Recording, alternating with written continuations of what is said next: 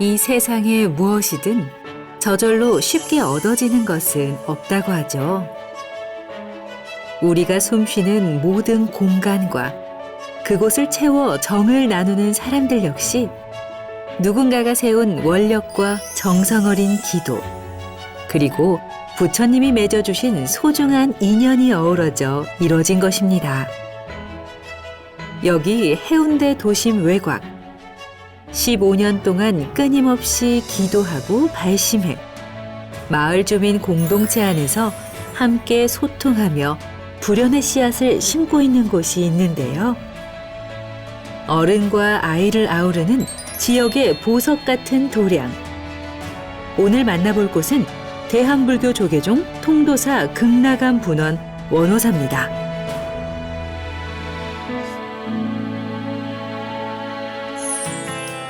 네, 저는 지금 부산 해운대 반송 원호사에 도착을 했습니다.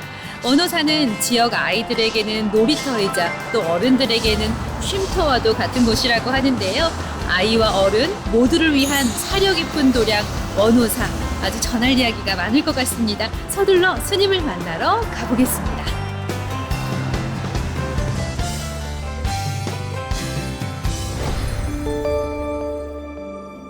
자그마한 암자에서 시작해 지금 도량의 모습을 갖추기까지 원호사의 지난 시간 속에는 얼마나 많은 기도가 이어졌을까요? 사찰 본래 모습을 지키며 소외된 이웃과 함께하는 수행 도량으로 거듭나는 원호사. 오늘 사찰의 이야기를 함께 나눠주실 분은 주지 정관 스님입니다. 스님 안녕하세요. 네, 반갑습니다. 네, 스님 반갑습니다. 이 부산의 원호사, 반송 지역을 대표하는 사찰이자 또 바다 위의 등대처럼 우리 지역 주민들을 든든하게 지키는 곳이라고 들어서 오늘 제가 이렇게 찾아왔는데요. 이 원호사의 따뜻한 이야기를 스님과 함께 나눌 수 있을까요? 아이고, 예, 좋습니다.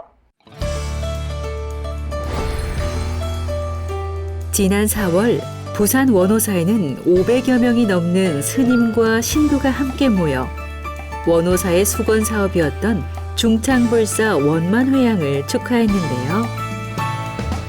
본래 커다란 가마솥이 걸려있던 자리에 이제 지하 1층, 지상 4층에 엘리베이터 시설을 갖춘 현대식 건물이 세워졌습니다. 저 멀리 알록달록한 반송마을이 장난감처럼 자그맣게 내려다 보이는 건물 꼭대기로 올라가면 바로 사찰의 정각과 이어지는데요. 가을 햇볕 따스하게 내리쬐는 대웅전 앞에서 스님께 이것저것 궁금한 것들을 여쭤봤습니다.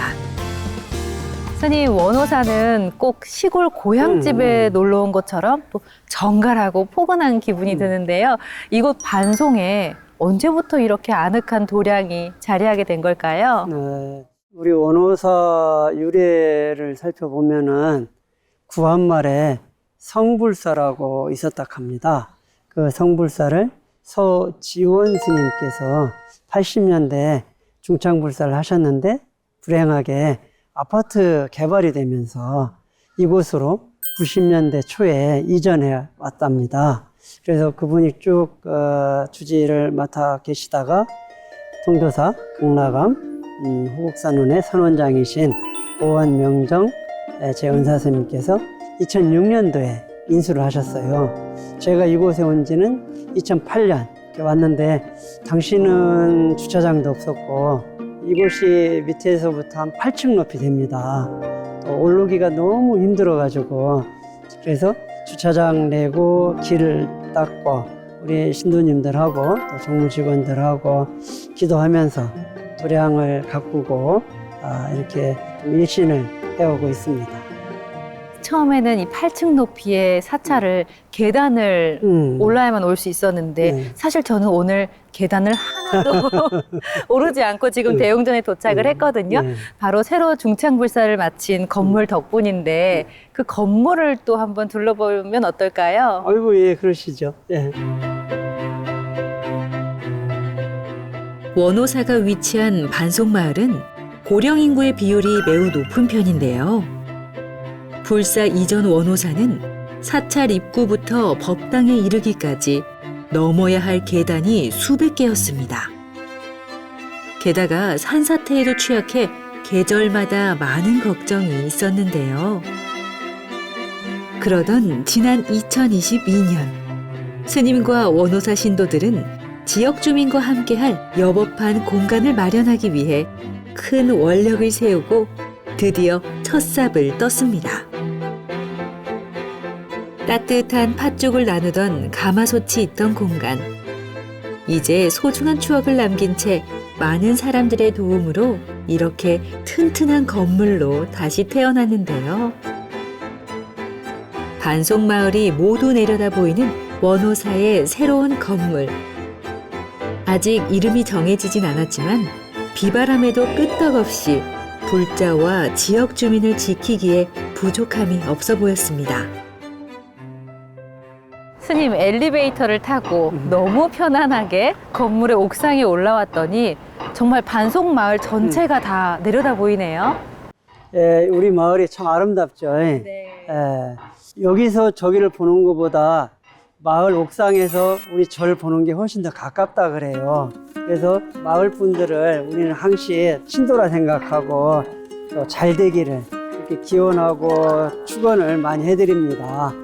우연하게 외국인들이 이렇게 와가지고 이 자리에서 마을을 보면 너무 예쁘다고 베리 뷰티풀을 연발하는 거예요. 그래서 다시 보니까 우리 마을이 참 아름답다는 생각을 또 더 갖게 됐습니다. 스님, 외국인 입장에서 보면 한 마을이 있고 그 앞에 이렇게 고즈넉한 사찰 또 현대식 건물이 있고 산을 걸치고 있으니까 정말 그야말로 베리 뷰티풀이었을 것 같습니다. 그리고 마을도 보고 사찰도 와서 친견도 하고 그분들은 이런 마을의 모습을 보기는 쉽지 않은 것 같아요. 독특한. 네, 원호사만이 가지고 있는 특별한 그런 정경 모습인 것 같아요. 한 사찰이 지역 주민들의 삶 속에 녹아들어 친구처럼 편안하게 그 곁을 지키기까진 얼마나 많은 노력과 시간이 필요했을까요? 스님이 마을 주민들과 함께한 지도 벌써 15년이란 세월이 흘렀지만 이전보다도 앞으로 해야 할 일이 더 많다며 한 가족, 한 식구처럼 밥을 나눌 수 있는 원호사의 새로운 공간을 아이처럼 천진한 웃음과 함께 소개해 주셨습니다. 스님, 지금 건물의 1층 공양실에 왔는데 아주 정돈이 잘 된 큰 식당 같기도 하고요. 이 좋은 밥 냄새가 오늘도 가득하네요. 이곳이 불사하기 전에는 가마솥이 있었고요. 또 조그만 텃밭 자리였습니다. 동지 때는 그 가마솥에 불을 떼가지고 추운 겨울에 천막에서 그냥 팥죽을 먹던 장소인데 이렇게 불사를 해가지고 좋은 건물 안에 식당을 이렇게 넣습니다. 우리 마을 분들에게 무료급식을 한 달에 한 번씩 합니다.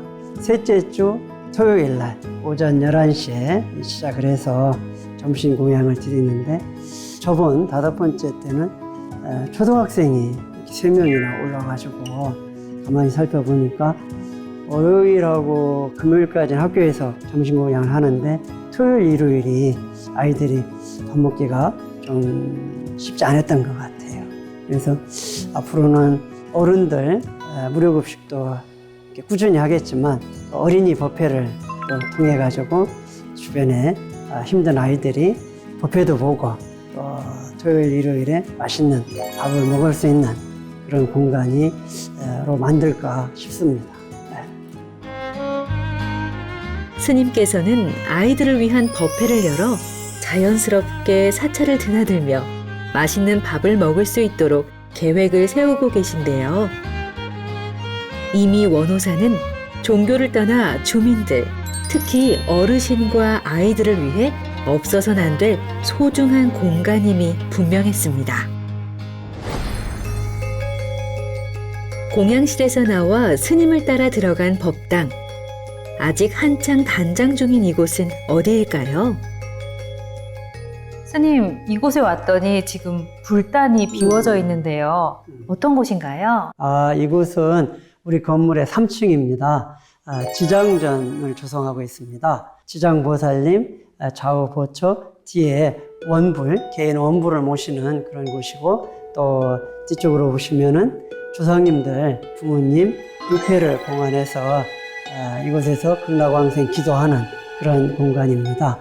이달 지장제일날 점안법회를 통도사 전방장 스님 모시고 거행하기로 했습니다.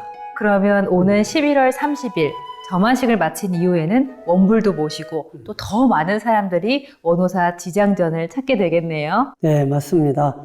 원호사 지장전에 평생위패를 봉안하고자 하는 분들도 많고, 또 그래서 극락왕생을 기도하고자 하는 분들이 소문이 많이 나가지고 많습니다. 그래서 앞으로는 이 공간이 지장 예경, 또 조상 공경, 또 수행도 할 수 있는 그런 공간으로 새롭게 거듭날 것입니다.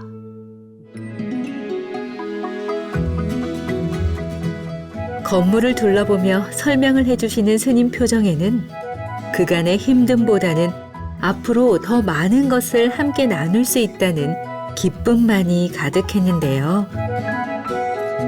관세음 보살님과 약사열의 부처님을 모시고 안전한 도량을 가꾸고 난 뒤에는 사찰 한켠에 차밭과 명상길도 가꾸셨다고 합니다. 스님, 원호사는 고즈넉한 정각도 있고 네. 또 멋진 현대식 건물도 있고 거기에 이렇게 소나무 우거진 숲길도 있네요. 예, 이곳 이름을 솔바람 명상길이라고 지었습니다. 제가 2009년도부터 차씨를 구입해가지고 차를 심어놔서 14년쯤 된 차밭입니다. 이곳을 제가 직접 공부방 아이들하고 길을 냈었습니다.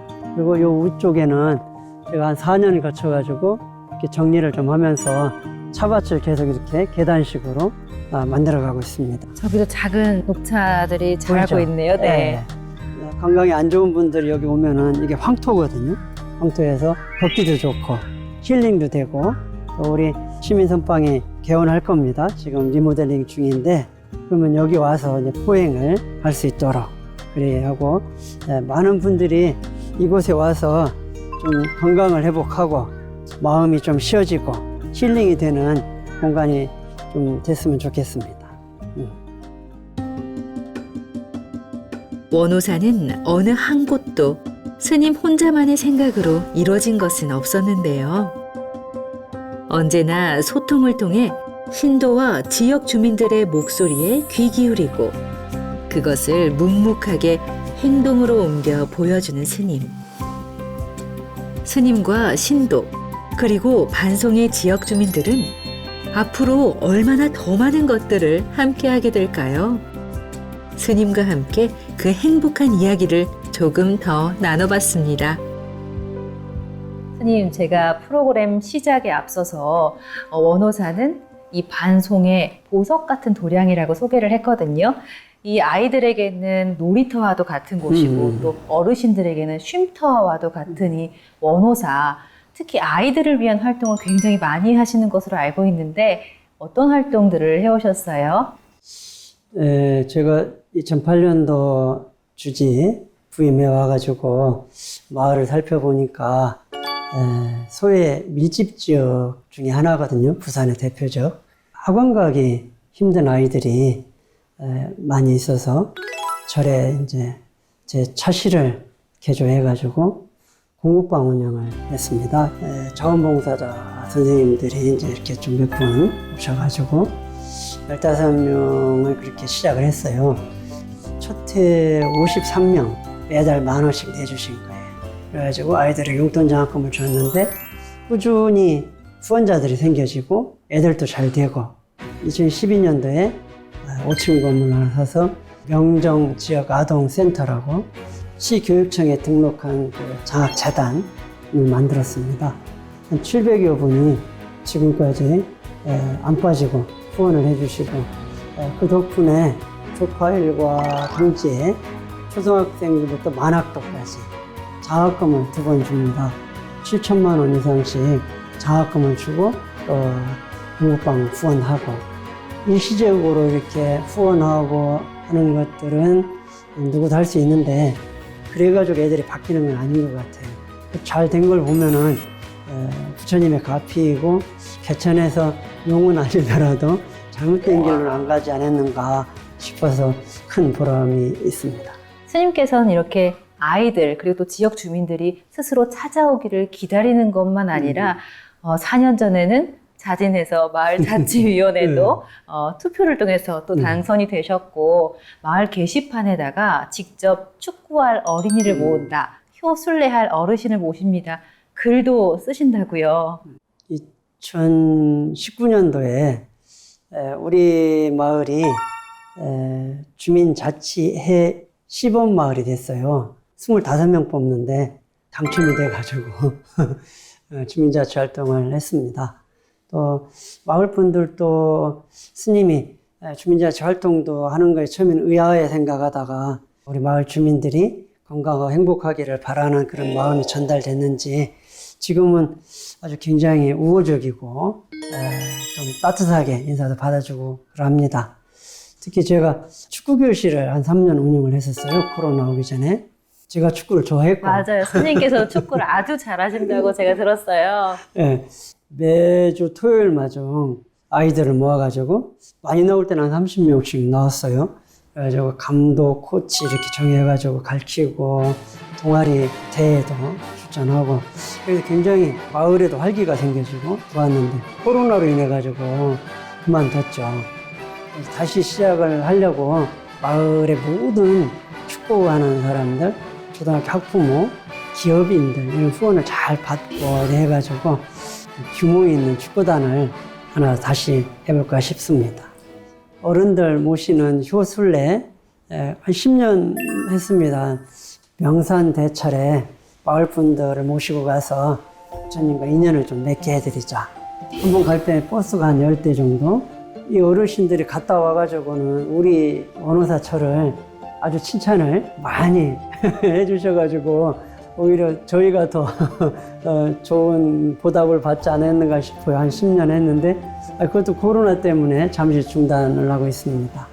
이야기를 나눈 이 공간 너무나 여법하고 아름다운데 이 공간이 본래 앞서 말씀을 해주신 것처럼 큰 가마솥에 팥죽이 펄펄 끓던 그런 곳이라고요. 네, 그런데 이곳에서 팥죽을 나눌 때 부산의 자랑, 부산의 아들 이대호 선수도 함께 했다고 들었는데요. 이대호 선수와의 인연은 어떻게 맺으신 걸까요? 네, 이대호 선수하고는 2005년도에 제 출가 사찰인 통도사 극락암에 이대호 선수가 살 빼기 전지훈련을 겨울에 왔었어요. 제가 이제 제 방에서 차를 한 잔 주면은 이 허벅지가 제 허리보다 더 굵잖아요. 그래가지고 앉아있질 못하는 거라. 그래서 이제 매일 불러가지고 아침에 차를 마시고 허리를 세우고 그러면은 야구를 잘할 수 있다. 그랬더니 이 친구가 매일 오는 거예요. 나중에는 한 30분을 탁 스님들처럼 허리를 세우고 앉더라고요. 그러고 나서 헤어졌는데 제가 이제 2008년도에 여기로 오니까 또 저를 따라서 여기를 다니게 됐죠. 그러는 와중에 공부방 하는 이제 친구들 보면서 2009년도부터 지금까지 후원을 해왔고 야구 시즌이 끝나면 동지 때는 꼭 불공을 드리러 와요. 한 번도 안 빼먹었어요. 또 그날 장학금도 직접 나눠주고 좀 지금도 기억에 남는 얘기가 나도 너희들만큼이나 아니 더 어렵게 어린 시절을 보냈다. 할머니 밑에서. 그때 나는 성공을 하지 않으면 안 되겠다라는 굳은 마음의 결심을 통하고 훈련을 많이 한 결과가 지금의 프로야구 이대호 선수다. 자기 어렸을 적 얘기를 아이들한테 들려주면서 열심히 하락한 말은 지금도 아주 생생해요.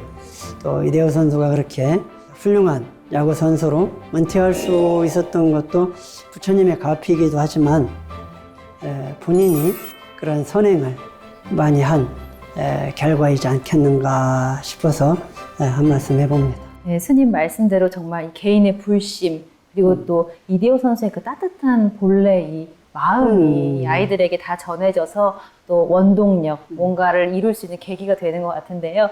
스님, 그런데 이렇게 지역을 위해서도 일하시지만 또 우리 불교계를 위해서 조계종 부산연합회 부회장, 부산불교 환경연대 또 공동대표로도 활동을 하시잖아요. 정말 쉼없이 바쁘실 것 같은데 그곳에서는 또 어떤 일을 하고 계시고 어떤 계획을 세우고 계신지도 궁금합니다. 우리 부산 조계종 연합회 활동하시는 스님들은 부산 불교 발전을 위해서 자기 절 일을 뒤로 하고 전체가 이렇게 잘 되기 위해서 노력하는 스님들. 지금은 3기 5개 수계 큰 행사들을 해오고 있고 부교를 어떻게 하면 잘할까 이런 부분의 그 모임이 아주 자랑스럽고 보람이 있었습니다. 진짜로 이 지구 환경 문제가 심각하지 않습니까? 일회용이 용품 안 쓰도록 그리고 음식 쓰레기 줄이고 이런 것들은 정말 사찰에서 해오던 일이지만 더 모범적으로 잘 해야 되지 않는가.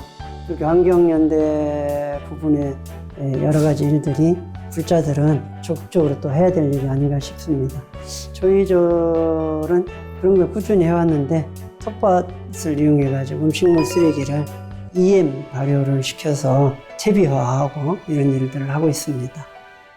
스님께서는 이제 아이들, 어른들에게 현재도 또 더 행복할 수 있게 도움을 주시지만 아마 더 나은 미래를 선물하기 위한 그런 활동으로도 볼 수 있겠네요, 스님. 네. 스님 오늘 정말 많은 이야기를 해주셨는데 마지막으로 우리 영상 보고 계신 시청자 여러분께 또 한 말씀 부탁드리겠습니다. 우리 원호사가 이렇게 좀 탈바꿈 했으니까 좀 많이 찾아주시면 고맙겠습니다. 그리고 모든 일들은 또 소원하는 바들은 원을 세우고 초심을 잃지 않고 진심을 내서 꾸준히 기도하고 신행생활을 하면은 반드시 이루어진다고 생각합니다.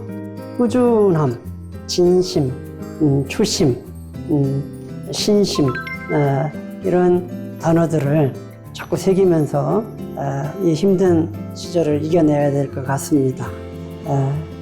모두 건강하시고 행복하시기를 축원드립니다. 스님 감사합니다. 정말 오늘 스님과 이야기를 나누면서 몇 번이나 마음에 감동이 오고 또 깊은 울림이 전해졌는데요.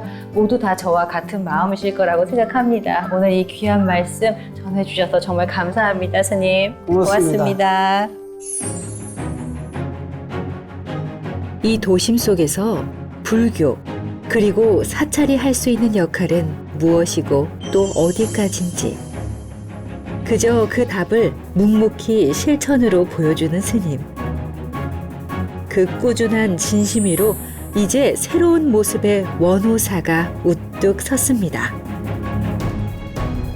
이웃을 위해 건네는 작은 마음이 모여 이룬 커다란 행복의 도량. 원호사에서 가슴 벅찬 그 기쁨을 함께 나눠보면 어떨까요? 함께 사는 법을 배우는 사려 깊은 도량 원호사로 여러분을 초대합니다.